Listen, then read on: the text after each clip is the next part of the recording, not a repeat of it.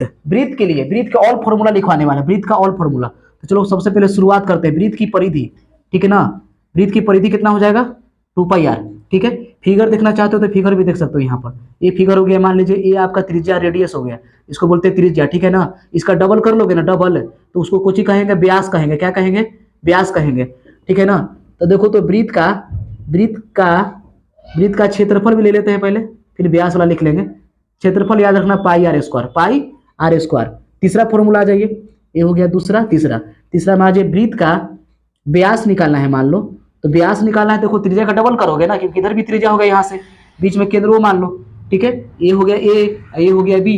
तो देखो, तो व्यास हो गया 2r, यानी 2 गुने त्रिज्या लिख सकते हो, 2 गुने त्रिज्या, ठीक है। या 2r भी कर सकते हो, 2 इंटू आर, 2r, यानी डी बराबर कितना 2r।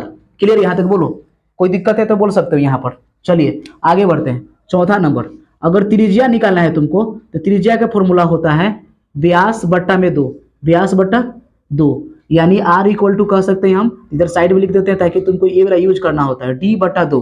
r इक्वल टू क्या हो जाएगा? d बटा 2 हो जाएगा। यहाँ तक क्लियर है? ठीक है। अच्छा, और देखिए, अब अर्धवृत्त का, अगर हम वृत्त को 2 भागों में काट देते हैं, ये वृत्त है टोटल, इसको 2 भागों में काट देंगे तो ये आ जाएगा कुछ अर्धवृत्त। क्या आ जाएगा? अर्धवृत्त। तो एक बात बताओ, इसकी परिधि क्या हो जाएगी? 2πr। तो एक आधा ई वाला पायर कहलाएगा। ये क्या कहलाएगा? ये वाला, ये बहुत इंपॉर्टेंट चीज है कि यहाँ से यहाँ के जो लंबाई होता है उसको पायर कहते हैं।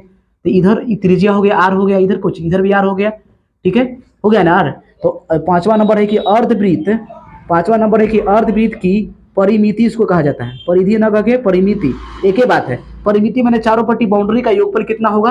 तो देखो, ये r प्लस r जोड़ देना, r प्लस पाई r, यही ना। तो r प्लस r 2r ना, पाई r। तो देखिए, बस ये भी लिख सकते हो, यहाँ पर भी लिख सकते हो, नहीं तो r कॉमन ले लो यहाँ से। तो पाई प्लस 2 कहो चाहे 2 प्लस पाई कहो, एक ही ना होगा। तो यानी r इंटू पाई प्लस 2। अर्धवृत्त की परिमिति कितना हो गया? r इंटू पाई प्लस 2, ठीक है। वही अगर हम बोले अर्धवृत्त का क्षेत्रफल, अर्धवृत्त का क्या कहेंगे? अगर हम क्षेत्रफल की अगर बात करेंगे तो जो पूरे वृत्त का क्षेत्रफल क्या होता है? πr², पूरे वृत्त का। एक अधिया होगा कि नहीं, क्योंकि आधा काट लिए हैं तो आधा हो जाएगा, यानी 1/2 हो जाएगा πr²। 1/2 क्या हो जाएगा? πr²। अगर हम एक अर्धवृत्त को अगर हम 2 भागों में काट ले, ऐसे अर्धवृत्त था तो ये काटेंगे तो दोनों तरफ से 90 डिग्री का कोण बन जाएगा, ठीक है ना। इसको कहेंगे चतुर्थांश। क्या कहेंगे इसको? चतुर्थांश, चतुर्थांश, ठीक है। तो 7वां नंबर फॉर्मूला आ जाएगा चतुर्थांश का क्षेत्रफल। चतुर्थांश का क्षेत्रफल कितना टाइमिंग है बोलो? चतुर्थांश का क्षेत्रफल अगर मालूम आपको करना होगा, ठीक है, तो 1/4 πr², ठीक है।